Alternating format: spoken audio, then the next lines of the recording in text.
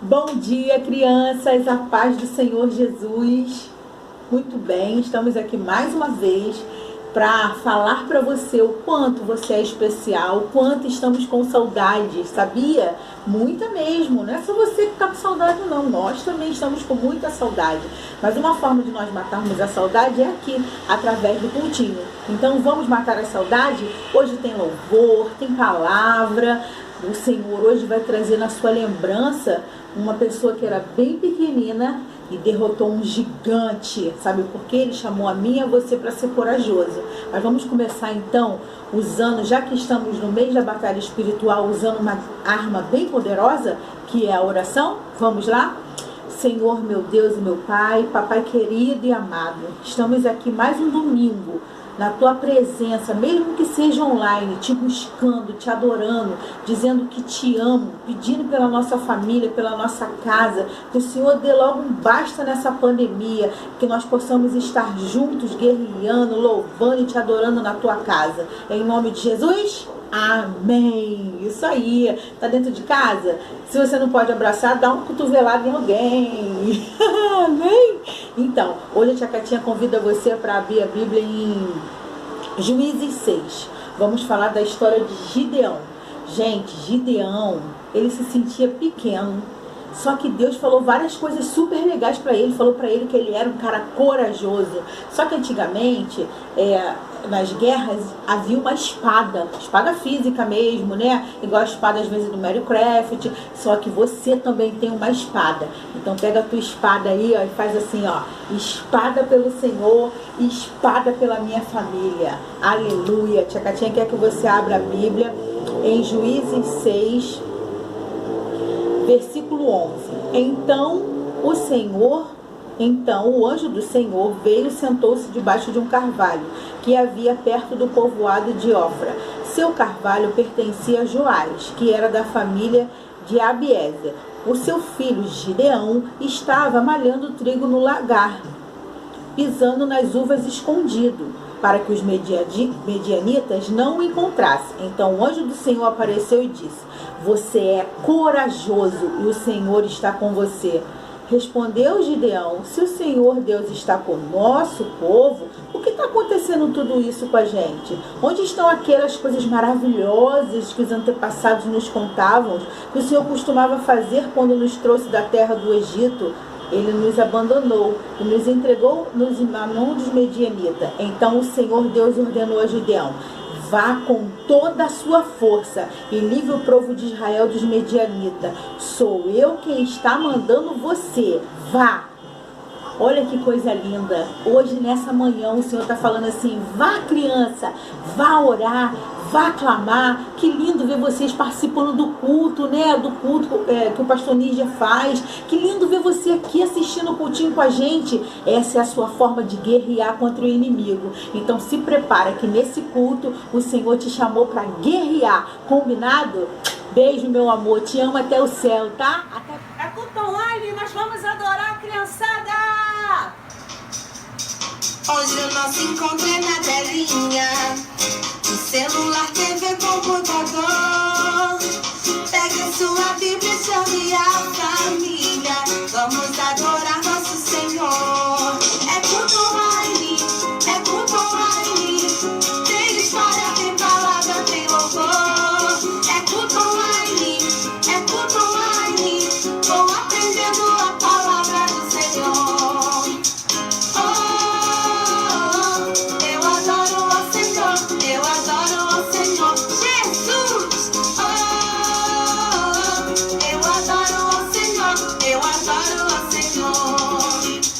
Hoje o nosso encontro é na telinha, no celular, TV, computador.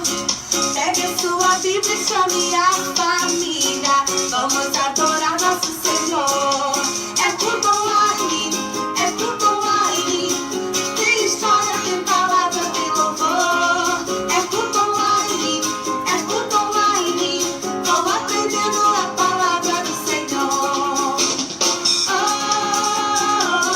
Eu adoro o Senhor, Jesus.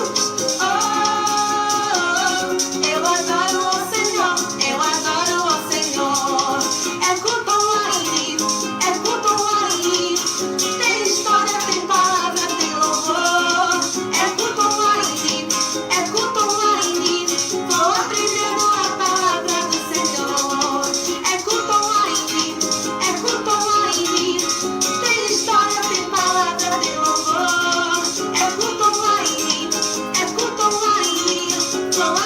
trazendo a palavra do Senhor Jesus.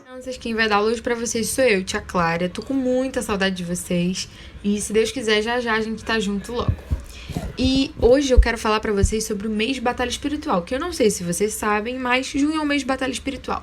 Pra explicar pra vocês o que seria mais ou menos uma batalha espiritual, eu vou ter que falar sobre Davi e Golias e vou explicar pra vocês quais são os componentes da armadura de Deus. Então eu espero que vocês saiam daqui sabendo tudo, hein? Hoje em dia, o significado da palavra Davi ainda é incerto, porém o mais aceito é que ele significa amado.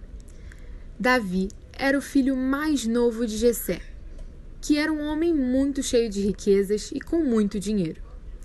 Davi era da tribo de Judá e foi nascido em Belém. Davi, desde pequeno, foi criado como pastor de ovelhas. Então, mais ou menos para vocês entenderem, é como se o pastor Níger fosse Davi e nós fôssemos as ovelhas. Então, ele tinha uma grande responsabilidade. Durante o seu tempo como pastor, ele enfrentou um leão e um urso. Então, isso trouxe muita credibilidade para ele, porque ele foi muito valente e corajoso.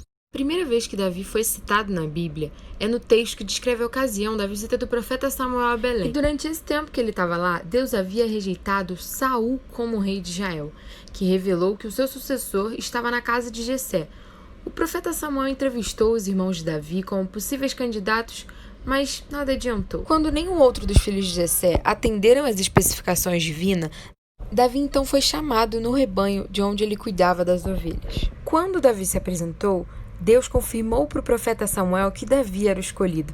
Então ele foi ungido. No momento da unção, o motivo não foi dito. Porém, a gente sabe, que futuramente o Davi vai virar rei.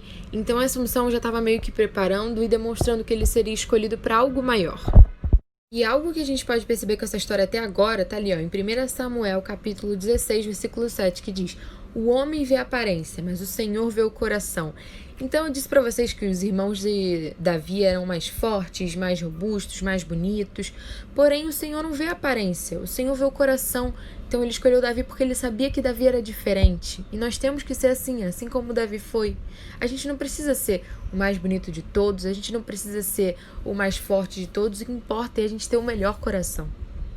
Um episódio que trouxe um grande reconhecimento a Davi dentre o seu povo, que era o povo de Israel, foi quando ele enfrentou e matou o gigante filisteu Golias. O gigante afrontou durante 40 dias o povo de Israel, mas ninguém era escolhido para lutar contra ele, porque todo mundo sabia que seria um suicídio. Ele tinha tudo para se proteger, e ele era muito mais forte do que todo mundo. E com essa história que eu contei para vocês até agora, da afronta do gigante Golias, a gente pode fazer um paralelo com a nossa vida hoje em dia, Se às vezes você não quer fazer algo, mas o seu amigo fica rindo de você, fala, não tem problema, pode mentir, não tem problema. A gente tem que ser firme e resistir contra as coisas erradas, contra as coisas que não são de Deus. O rei Saul entendia os riscos daquela escolha de alguém lutar contra o gigante. Por isso, ele ofereceu muitas recompensas para quem se prontificasse a lutar contra Golias, quem se oferecesse. E além de tudo isso, ele ofereceu a mão da sua filha em casamento. Quando Davi se ofereceu para aceitar o desafio de lutar contra o gigante filisteu, ele recebeu o melhor equipamento militar entre os hebreus. Porém, ele recusou a oferta. Ele lutou contra o gigante com apenas uma funda e pedras. Então, como vocês provavelmente já sabem o final dessa história, Davi derrotou o gigante Golias com apenas uma funda e pedrinhas. Eu sei que você deve estar se perguntando aí como Davi venceu aquela batalha. Agora eu vou te contar algumas características de Davi e de Golias e a gente vai comparar. Como eu já disse pra vocês, Davi era mais fraco, Davi era mais novo, ou seja, Davi tinha menos experiência, Davi não lutava com Golias. Davi tinha apenas uma pedra e uma funda. E uma coisa que é o principal de tudo, Davi tinha Deus. Falei pra vocês que o rei ofereceu armaduras e coisas para ele se proteger e ele não precisava de nada disso. Porque ele tinha tudo o que ele precisava. E tudo o que ele precisava era Deus. Agora eu acrescentei uma palavrinha ali, que eu botei a armadura de Deus e eu já vou explicar pra vocês. Agora vamos pro gigante Golias. Ele era mais velho, ou seja, ele tinha mais experiência, como eu disse pra vocês. Ele lutava muito mais, ele já sabia de tudo como funcionava. Ele tinha espada, cinto, escudo, capacete, ou seja, ele tinha uma armadura. Só que eu quero contar para vocês qual era a diferença das armaduras deles dois. A principal diferença tá nessa palavrinha, Deus. Sim, Davi venceu a batalha com a ajuda da armadura de Deus, somente isso, mais nada. Porque vocês viram que ele não usou armadura nenhuma para lutar contra o gigante. E essa batalha de Davi não foi uma simples batalha, foi uma batalha espiritual, uma batalha com a armadura de Deus, que não é visível por nós. Uma batalha que a gente não ganharia se Deus não estivesse com a gente. Eu falei pra vocês no início do nosso vídeo, da nossa aula, que estamos em mês de batalha espiritual. E Davi é um ótimo exemplo para eu explicar pra vocês o que seria esse mês de batalha espiritual. A batalha espiritual é uma batalha que a gente luta com a armadura de Deus, que somente se dependesse da gente lutando, a gente nunca ia conseguir. É uma batalha que não é visível aos nossos olhos. A batalha de Davi a gente conseguiu ver, né? Mas a gente não consegue entender como que Davi ganhou, por que Davi ganhou, se ele era mais fraco, se tava tudo contra para ele ganhar. Entendem? O versículo que mostra bem isso, que é Efésios 6, versículo 12, que diz: porque a nossa luta não é contra sangue nem a carne, e sim contra os principados e potestades, contra os dominadores desse mundo tenebroso e contra as forças espirituais do mal nas regiões celestes. Eu sei que você deve estar se fazendo algumas perguntas aí, né?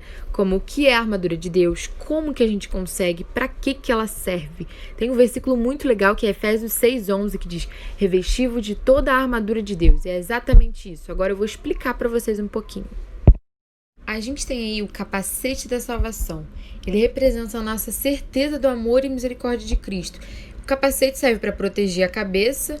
E quando a gente tem certeza da nossa salvação em Jesus, a gente está protegendo a nossa cabeça de pensamentos ruins, pensamentos que não agradam a Deus.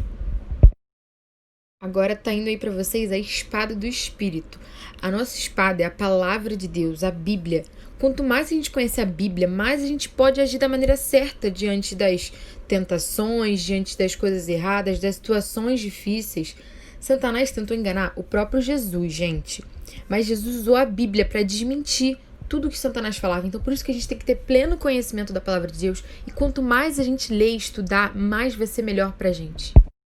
Agora, próximo componente da nossa armadura de Deus é o escudo da fé. Muitas vezes as pessoas usam de muitos argumentos para que a gente deixe a salvação de lado, para que a gente não acredite mais em Jesus. Por isso que a gente precisa muito, gente, de verdade, a gente precisa muito da fé para a gente conseguir defender esses argumentos e defender o que a gente realmente acredita, que Cristo morreu por nós. E por isso a gente vai ter vida eterna. Próximo é a preparação do Evangelho da Paz, que é o calçado do Evangelho. Os sapatos dos soldados, eles eram especiais e importantes para que eles não escorregassem no campo de batalha. E assim é conosco. Nós precisamos estar firmes na palavra de Deus e conhecer a palavra para a gente não escorregar, para a gente não duvidar da nossa fé, para a gente não duvidar de Deus. Isso é muito importante. Outro elemento é o cinto da verdade. Todos nós cristãos temos que usar a verdade como um cinto. E não apenas sair falando da verdade, mas a gente tem que conhecer a verdade, porque a verdade liberta, a verdade é vida, a verdade é Jesus. Agora, por último, mas não menos importante, é a couraça da justiça. Todo cristão deve vestir a couraça da justiça de Deus para proteger seu coração. Nas guerras, assim, eles usam essa couraça para proteger o coração mesmo. Então, tem que ser exatamente assim com a gente. A gente tem que vestir a couraça da justiça de Deus para poder proteger o coração das coisas ruins, dos pensamentos que não são de Deus. Crianças, então, a gente está chegando no final da nossa aula e só recapitulando para vocês, Davi venceu Golias com a armadura de Deus. Davi não tinha espadas e tudo que Golias tinha, mas Davi tinha Deus, Davi tinha a armadura de Deus. E a armadura de Deus serve pra gente lutar as lutas espirituais, serve pra gente lutar também lutas através da oração. Ou no caso de Davi, por exemplo, que foi uma luta presencial, mas que a gente pode considerar uma luta espiritual, porque ele estava revestido da armadura de Deus e que foi uma luta que não tinha como entender como Davi ganhou, sabe? Então só pode ser explicado porque Deus estava com ele, Deus esteve do lado dele, ao lado de cada segundo daquela luta. E é importante vocês entenderem isso, que não importa o tamanho da sua luta, não importa o tamanho da sua guerra, não importa o tamanho da sua batalha espiritual, Deus vai estar com você para qualquer coisa, para qualquer dificuldade, tudo. Você pode confiar nele.